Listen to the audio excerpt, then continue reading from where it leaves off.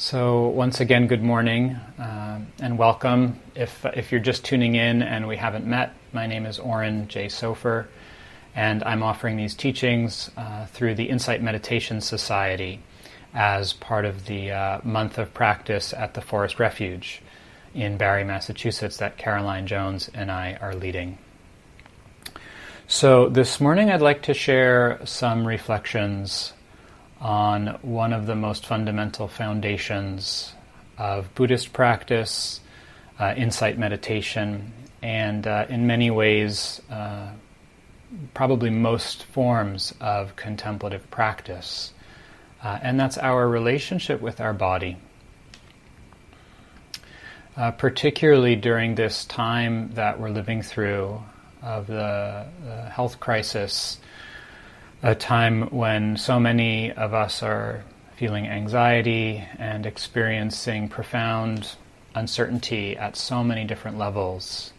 The body can be a huge resource. One of the things I've been hearing a lot from people is an increase in the experience of isolation and alienation during the time of social distancing, physical distancing, and a real deep need for connection. For contact, for touch. And for me, hearing this, none of this is new, right? This is actually shining a spotlight on a deep illness that's been here in our society and culture for a long time, which is the tragedy of disconnection. In many ways, we could say there's an epidemic of disconnection in our world today, and a deep loss of embodiment. You just think about the activities, particularly in the developed world, that so much of our life center around being on screens, the tyranny of the calendar, getting to appointments, following the clock, commuting, driving. Everything is kind of pointing out there to the future. And that takes us out of the sense of embodiment and connection with ourselves. There was an ad a few years ago that jumped out at me because it kind of encapsulated the epitome of our culture. It was an ad for a smartphone, and it said, such and such phone, so you can be anywhere you want but here. Right? Isn't that so much the ethos of all of the distractedness, the incessant busyness, the kind of pushing, overriding, over-caffeinated culture? So you can be anywhere you want but here. Now, I remember very clearly growing up in suburban New Jersey and, going through 18 years of public education, feeling very grateful and blessed to have had that time. But as a child, really getting the message from school and from culture that all of this is for something else. Everything you're doing now is to get to somewhere else in the future, to get a good job, to go to college, to get a good job, to have a family. And I remember at the age of probably like 7 or 8, saying to my mom, I'm so bored, I'll write already. If the whole point is to, grow up and get to college and get a job, why can't I just do that already? And so even at that young age, being saturated in this deep message of our culture of don't be where you are, get somewhere else. And I think in many ways, if we look at the environmental crisis of climate change that we're facing on the planet, to a large degree, it is a reflection of our disconnection from our own bodies. And we're unable to live here in harmony with this very physical body. How do we expect to take care of and treat our physical environment, our home of the earth, well, if we can't do it with our own body? So the body is a tremendous resource. It has a place of healing, of nourishment, of wisdom for us. And particularly during the pandemic, when there's so much anxiety and alienation, if we're able to develop a deeper connection with our body, we can experience a more profound level of intimacy with ourself and with life. And through that connection, support a sense of contact, of belonging. When we're here in our own body, connected, we're more available. We're more available to life, we're more available to those we love, and some of that longing, some of that hunger for connection begins to be fed and nourished through our own sense of self-connection, through the deep presence we're able to establish in the present moment. I want to read to you a passage from the early Pali Canon that many of you will be familiar with who are students of Buddhism, from one of the most foundational meditation texts we use in the insight meditation tradition. This is from the Satipatthana Sutta, and the Buddha is recorded as having said, "This is the direct path for the purification of beings, for the surmounting of sorrow and lamentation, for the disappearance of pain and grief, for the attainment of the true way and the realization of awakening, namely the four foundations of mindfulness."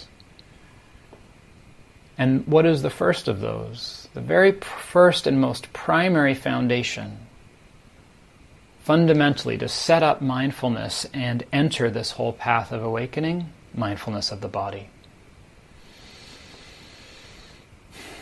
In another sutta, the Buddha says, "In this fathom-length body is the world, the arising of the world, the ceasing of the world, and the way leading to the ceasing of the world."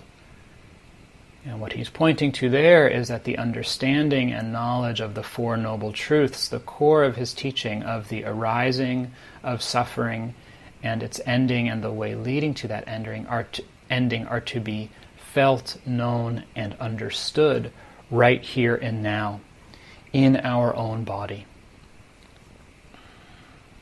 Tremendous gifts that come when we are able to be mindful of the body. So much of the anxiety that many are experiencing today is about fear of the future. The mind creates stories and spins doomsday scenarios. The body's always in the present. The body doesn't move into the past or the future. When there's fear, when there's anxiety, when there's longing and nostalgia for the past, when we're caught in that pull towards imagined futures and remembered pasts, the body provides a space to return to. We can create tremendous stress with our thinking. You know, if you've ever had trouble sleeping and the mind is just going, or you're caught in a loop of doubt or worry, you know, or you're trying to make a decision and the mind is flopping back and forth between A and B and rationalizing both, it's never ending. So thought and doubt, that whole world is just a never-ending cycle. And the body is the antidote to the prison of thinking, because the body doesn't lie.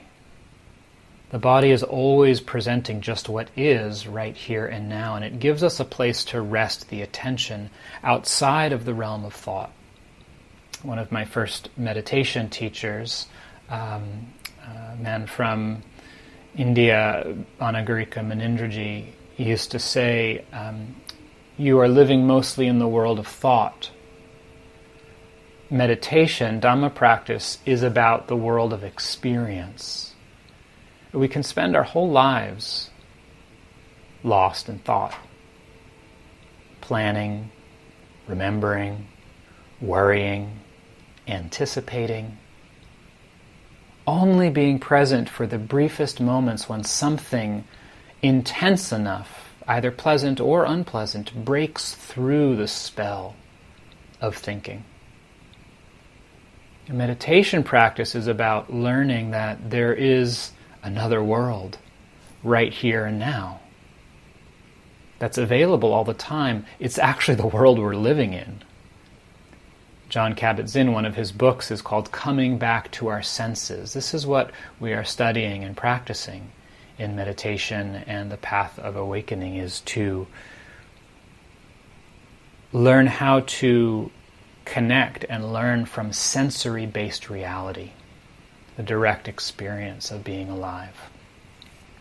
So what is this body? I'd like to talk some more about how we habitually or ordinarily relate to the body, and how we can begin to practice this first foundation of mindfulness of the body, both in formal practice but also very much in our day-to-day life, and some of the gifts, some of the fruits of that practice.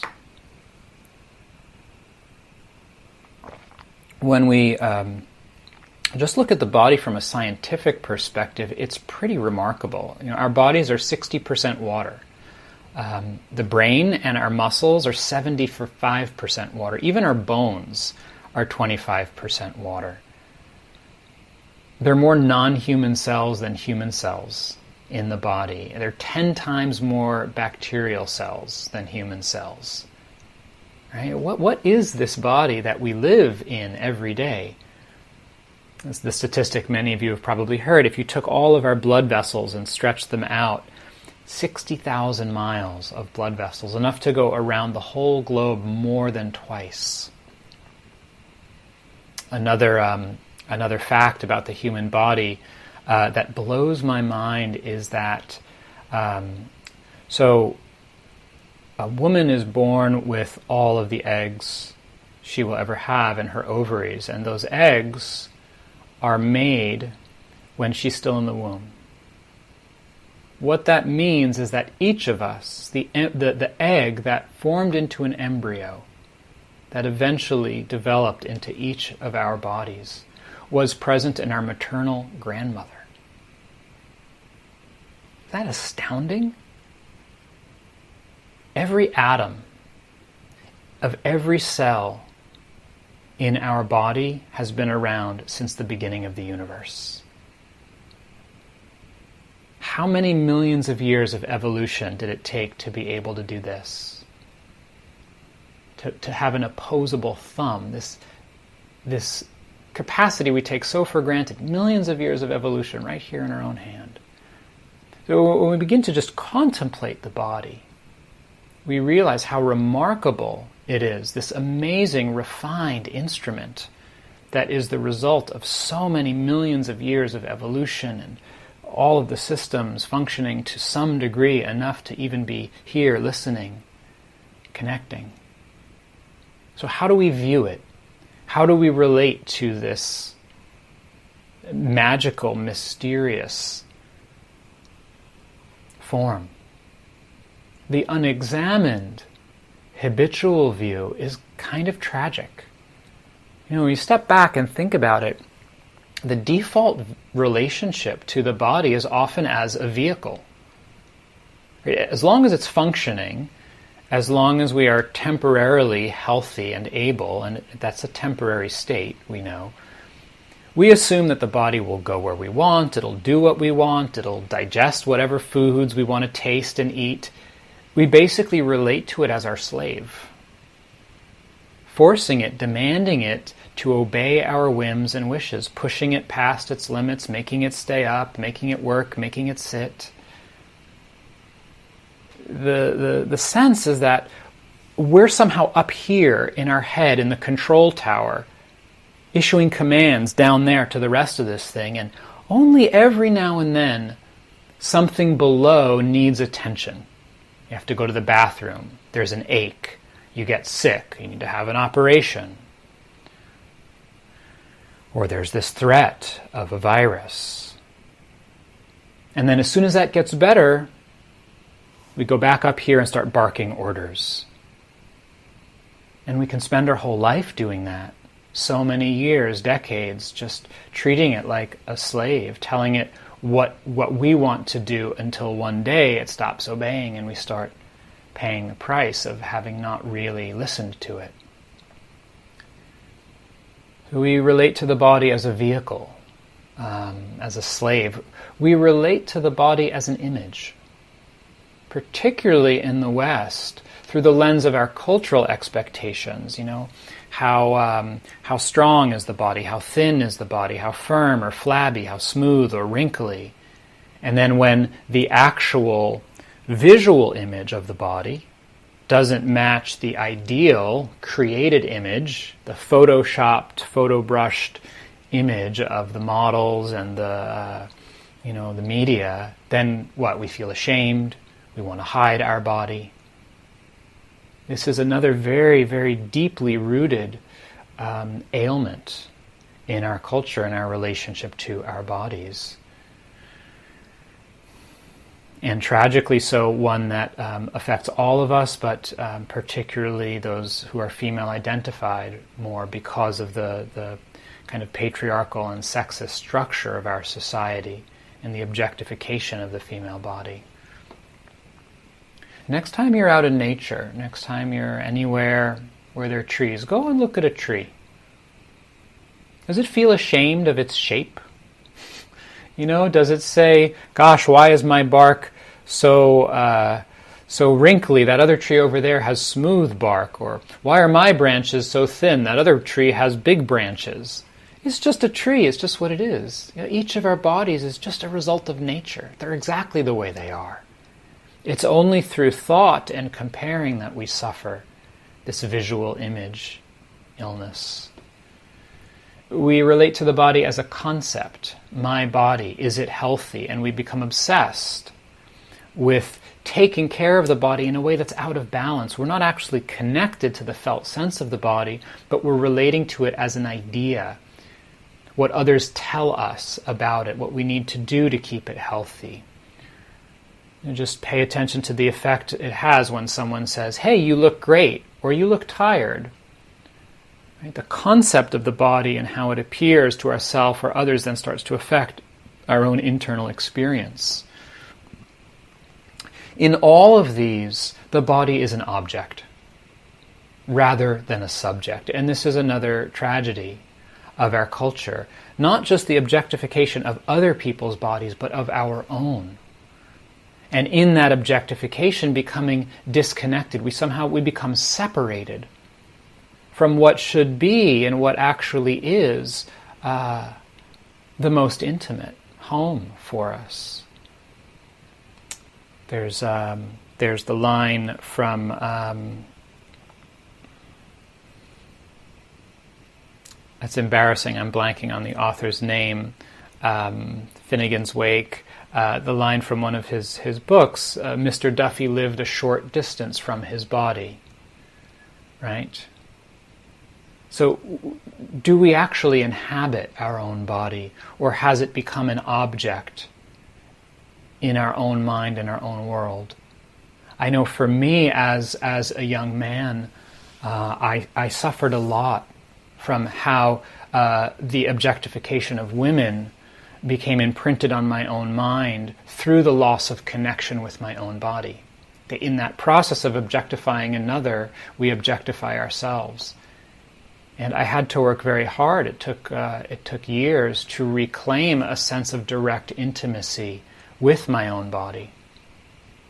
Now, all of these habitual ways of relating to our body as a vehicle, as a slave, as a concept, an image, an object, all of these rest on a fundamental fallacy.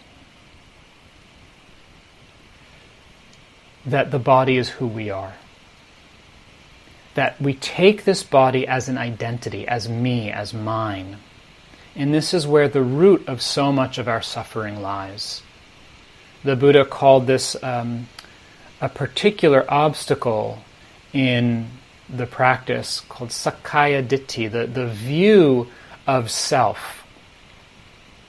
He referred to it like trying to cross a sea in a boat, and you're rowing, but that boat is moored to the shore. This sense of identification with the body, this is me, it's who I am, doesn't allow us to make progress on the spiritual path.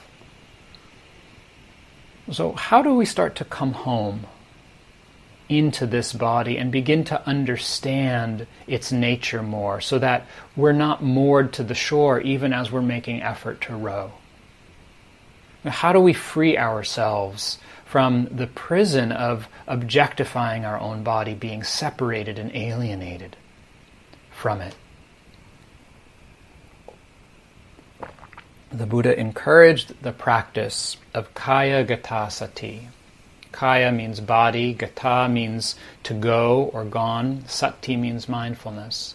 Mindfulness gone to the body, or as it's often translated, mindfulness of the body. Embodied mindfulness, a sense of deep presence and inhabiting our body, really being here in our own skin. And to understand the body, to relate to it properly, to start to discover the doorway to our own true home, we have to know the body directly. To live in it, to inhabit it. To start to examine it and see, how are we relating to it? Are we just reacting to its pain and using it to seek pleasure? Or are we cultivating a more reflective way of relating to the body, using this very life as a vehicle for developing the heart, for freeing the heart?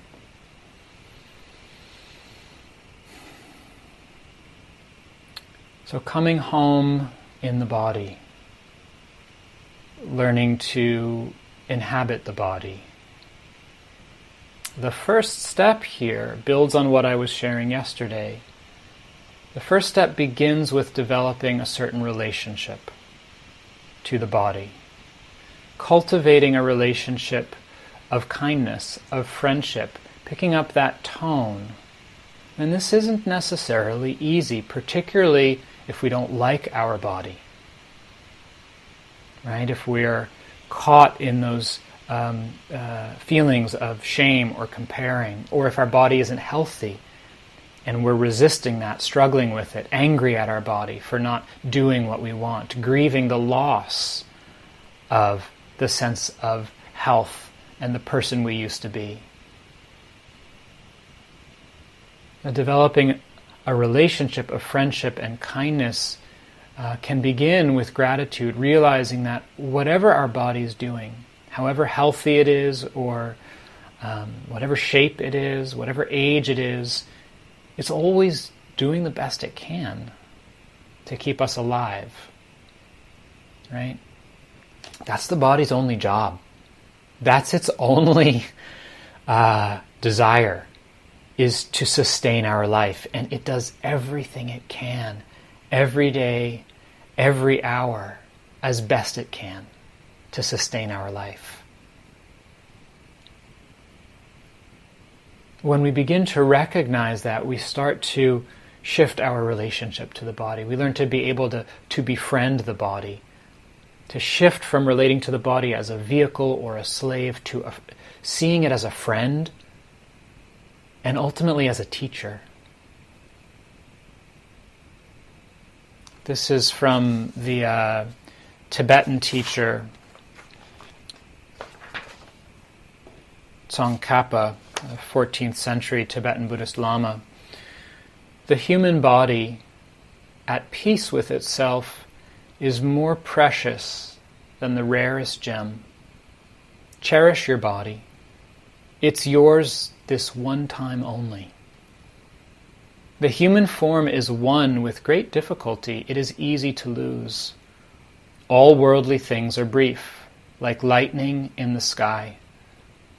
This life you must know as the tiny splash of a raindrop, a thing of beauty that disappears even as it comes into being. Therefore set your goal.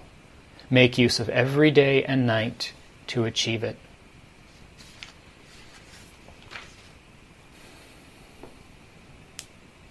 This body is our vehicle in a profound way, not a utilitarian way. It's our vehicle for awakening. It's the doorway that we have to realize the truth. The Buddha said, we touch the deathless with the body. Touch, that's the metaphor he used. It's through the body that this heart understands who and what we truly are, and releases the bonds of confusion and identification. When we begin to recognize this, our relationship to the body shifts to one of care, of stewardship. We recognize we're in a relationship with this body, and there's a sense of duty to take care of it, to respect it as our vehicle for awakening. And then this beautiful shift can happen where just the very basic activities of our life, of eating and bathing and exercising and dressing and sleeping, instead of becoming tedious or a chore or something to get through, they can become infused with a deep quality of care. One of the metta phrases is, "May I take care of myself happily."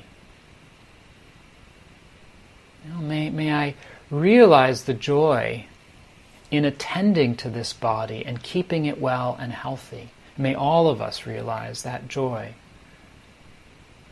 So, how do we take care of our body? Those of you who've known me for a while know that particularly in my 20s and my late 30s, I had a number of chronic health issues.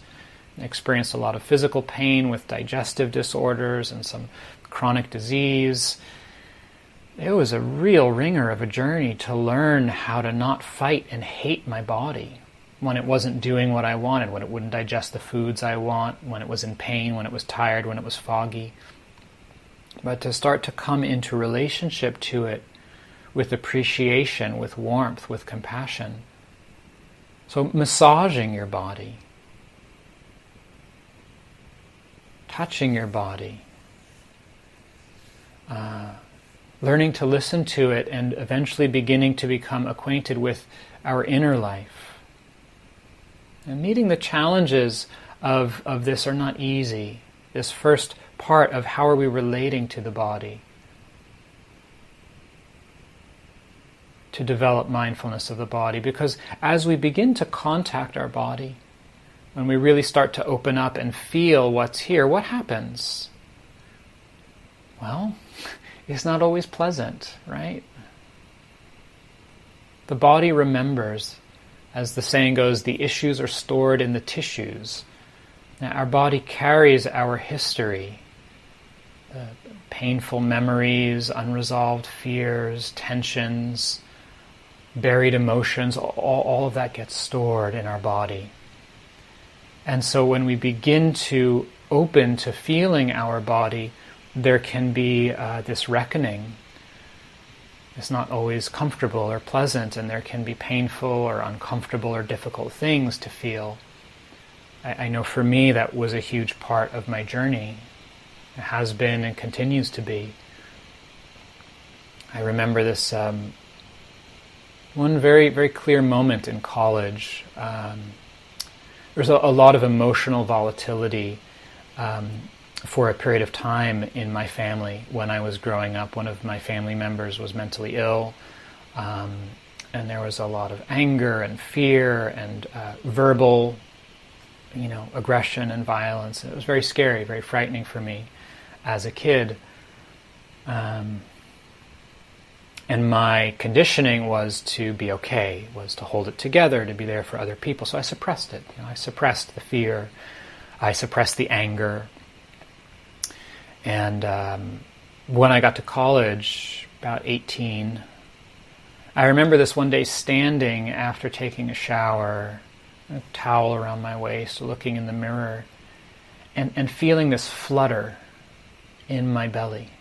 And it was like, as an adult, as a young adult, like the first time of really feeling something again in my body. And it was just like a glimmer, but there was this knowing of, oh boy, there's something here. There's a lot here that needs to be felt and processed and metabolized. And it took years. It took a good decade, really, to start to have the resources and the support and the time and the space to integrate all of those experiences. So there can be a lot that comes up. I remember the first time I did yoga when I was just starting to meditate. About a year later, after that, anytime we would do some physical practice, stretching, downward dog, and I was being invited to feel my body, I would get so frustrated. I would feel so uncomfortable. I would start crying. It was so hard.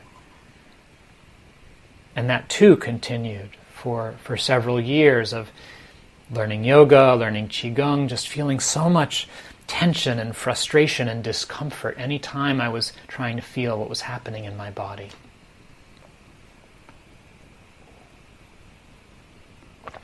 So it can take time and patience to work through the numb places, the tight places, the hard areas, to smooth and release those tensions, to integrate them. With practice, we can create a space internally for all of those experiences to come into awareness and to give our body a chance to integrate and release the things that have been held. And what a relief. What a tremendous relief to not be carrying the past in our body. This is the invitation, this is the promise of the practice of mindfulness of body. And how that works, that's a whole nother talk. I'll just very kind of briefly point to that the basic process of this integrating and releasing is when there's pain, when there's difficulty, when there's trauma held in the body, you don't go in if you can't come out. You need another reference point. This is why we emphasize finding an anchor and learning to rest there. You need a neutral reference point, or if possible, even a pleasant one, to put your attention outside of the pain and the difficulty and the turmoil. And you set that up as your base, and from there you establish a certain tone, a tone of kindness, of interest, of welcoming. And then you give the process time and space to unfold. You touch into the painful area, you retreat, you go back to a resource, an anchor, a grounding place. You develop the strength inside to allow what is present to unfold, because its nature is to change. Its nature is to release and be integrated. So our work is actually just to step back and create the container, to create the conditions for that to unfold. And two of the primary conditions there are, one, having a reference point, having some place to rest your attention, and two, the relationship, the tone, kindness, friendship, interest. It's important to go at your own pace. There's no rush here. You develop that resource, you find the right tone, and then you let it unfold.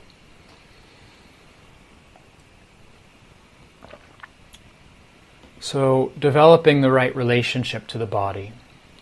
Starting to explore the body non-conceptually.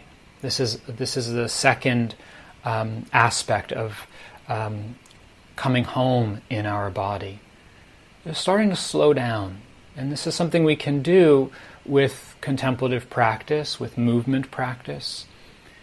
In the slowing down, we can explore what it's like to put down our ideas of the body. We each have a kind of mental map, an image of the body in our own mind's eye. When we close our eyes, we see the visual picture of the body. We slow down enough, we begin to contact and dwell in the felt experience of the body, with a willingness and a humility to rediscover, what is this body? Beyond our ideas and thoughts and past experiences. So when you sit, how do you know that you're sitting? Not up here intellectually, directly. What's the felt experience? When you stand, when you walk, how do you know the body is standing, that it's walking? It's this exploring the body non-conceptually. It begins to change, begins to open that relationship. We begin to contact the body as a felt experience of sensation. of different pressures and flushes and tingles, of weight and hardness and lightness, of heat and coolness, of pulsing and flowing. This is the practice of the four elements, recognizing that we can understand and experience the body as this play of changing sensations, of earth element, hardness or lightness, of weight, of air element, of pressure, movement, tingling, vibrating, of water element, the sense of cohesion and flowing, of fire element, of heat and temperature and coolness. As we do this, as we enter the felt experience of the body non-conceptually, we begin to experience what the Buddha pointed to in the Satipatthana Sutta of being mindful of the body as a body, being mindful of the body in the body, on its own terms, not from the perspective of our preconceived notions.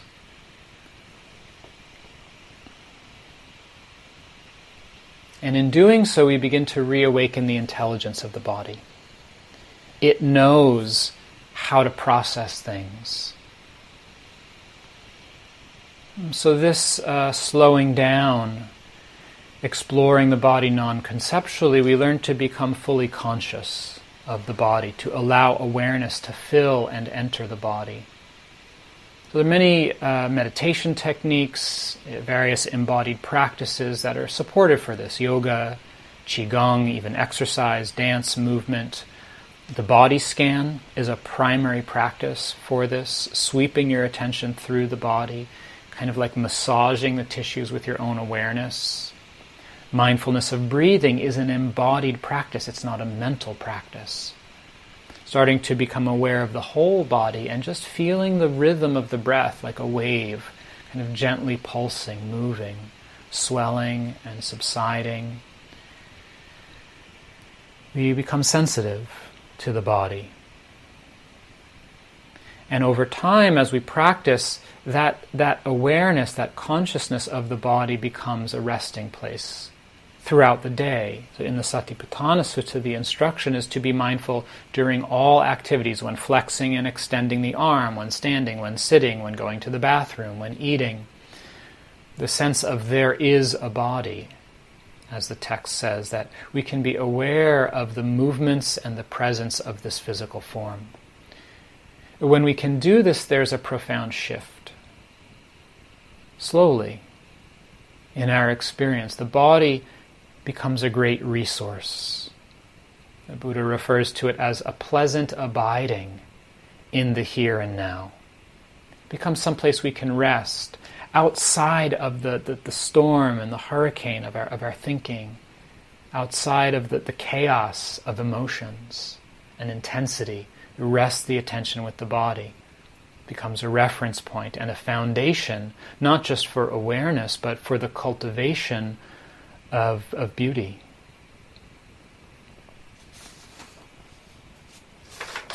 The body tells us in its own terms what's helpful, what's skillful, and what's not helpful. We learn to sense in our heart and in our body the feedback ethically of our intentions and our actions. This is from the Buddha, from the Anguttara Nikaya.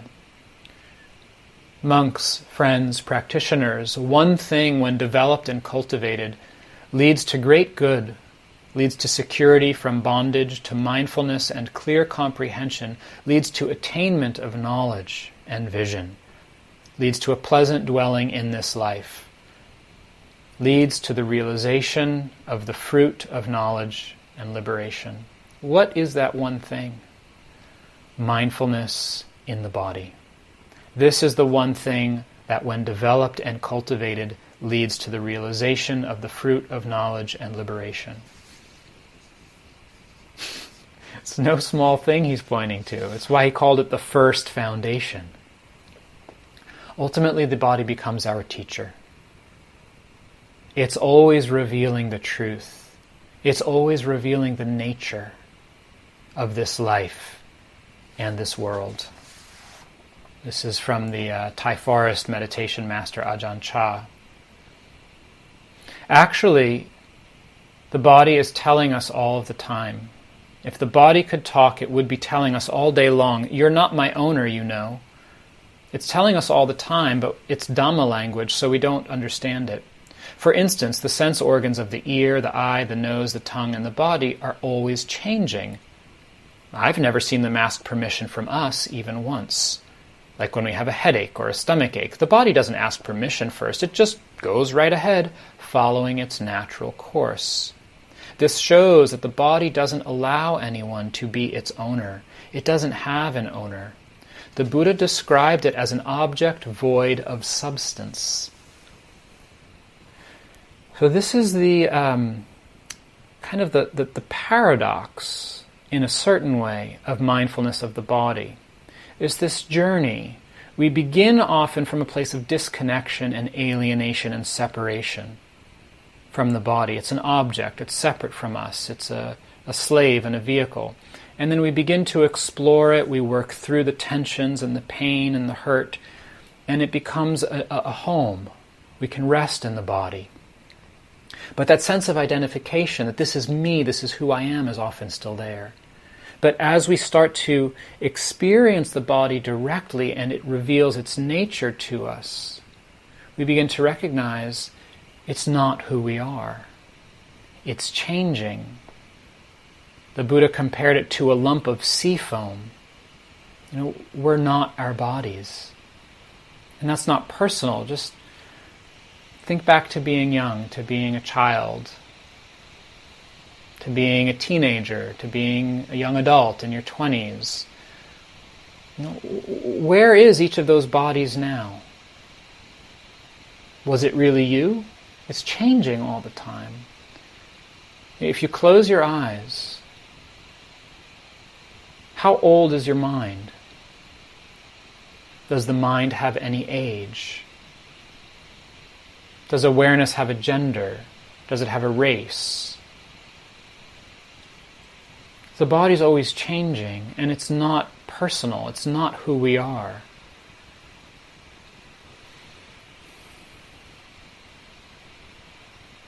When we begin to see this, to know this, and experience it directly, a deeper kind of freedom opens up. We begin to touch into our true home in the present moment, which is awareness and the capacity to let go. The capacity to understand. Because for each of us, the time will come when we need to let go of the body. Why is there so much hysteria? Why is there so much fear in the world right now during this time? It's not just the change, it's not just the potential loss of our loved ones. It's the fear of death. It's the fear of this body ending, of it breaking apart because we are so identified with it. The Buddha invites us to reflect every day on the nature of the body. I am of the nature to age. I'm not exempt from aging. I'm of the nature to get sick. I'm not exempt from illness and sickness. I'm of the nature to die. I'm not exempt from dying. Not to be morbid, but to free us from the delusion that life's going to go on forever and that this body is who we are. So it's wisdom, it's the understanding of the nature of the body that frees the heart, that unmoors that boat from the shore.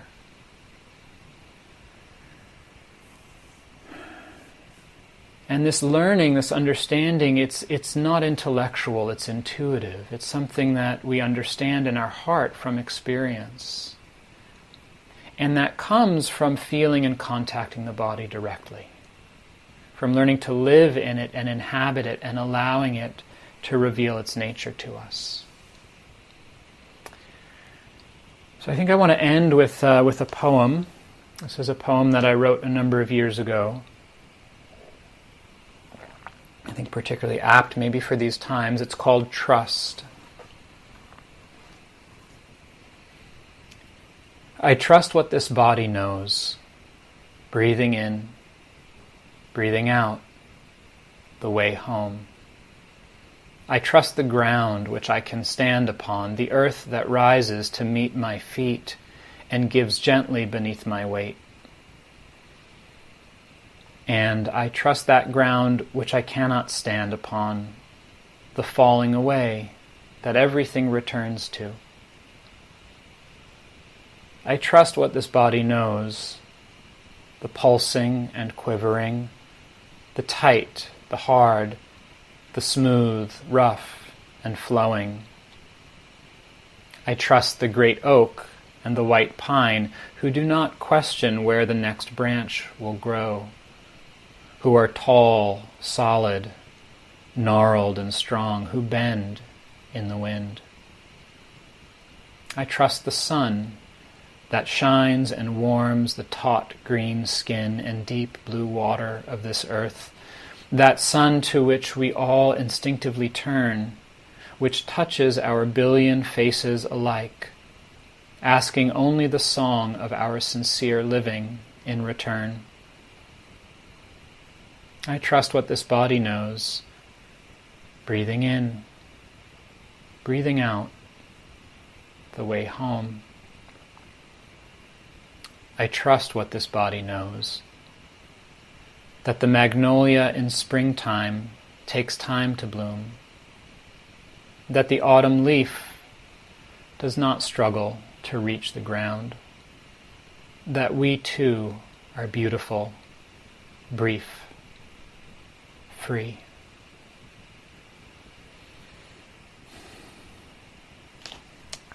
So thank you so much for your kind attention, for joining me this morning. Tomorrow morning at the same time, we'll have an open Q&A. If you're watching this online, you'll need to tune in on Zoom through the link either on the Forest Refuge Retreat page or on my website. So hope to see you there. Take care. Have a good day.